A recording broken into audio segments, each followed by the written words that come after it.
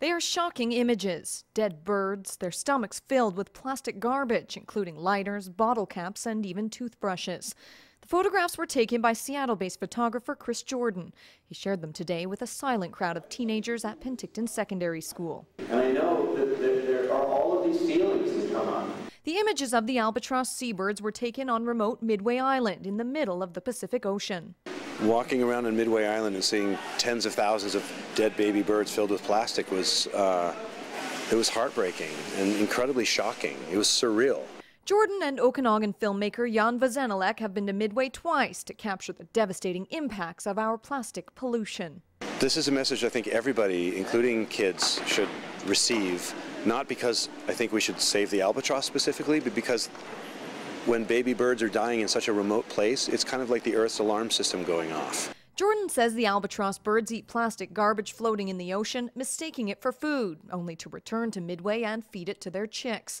The baby birds fill up with plastic and eventually die from dehydration and starvation. It's a gut-wrenching phenomenon, and one that has captivated these young students. We're killing birds, and they don't know what we're doing to them, but they're dying, and it's not fair. It was important for us to see. I really like that.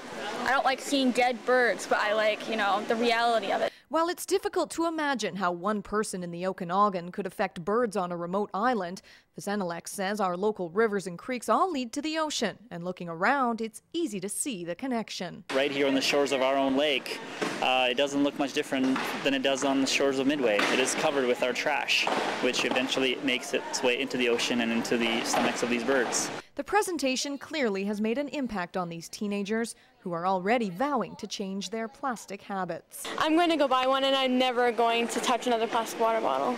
It's upsetting knowing that they're inside a bird's stomach. Personally, I'm going to do my best to recycle, get out there, pick up garbage off the street. I don't care if it looks really stupid. I'm going to actually make an effort, and I think people should really pay more attention to what they're doing. And by capturing this audience's attention and emotions with this tragic issue, it's hoped they'll feel empowered to create change. In Penticton, April Lawrence, CHBC News. Both artists will be returning to Midway Island, and today they announced they will be taking a Penn High student along with them as part of their team. I've been searching all over the country, in the United States, and all over the world for really articulate, fabulous, passionate young activists. And Jordan has found that young activist in grade 11 Penn High student Emily Chartrand. The teen started a group called Plastic Free Penn High and recently got Canadian waste management company Nualta to donate 1,000 steel water bottles to the school.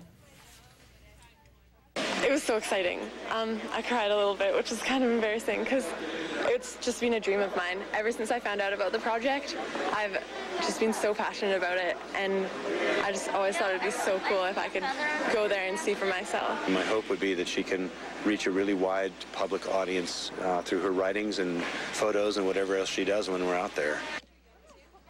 Chartrand will be joining the Midway team when they return to the island next spring.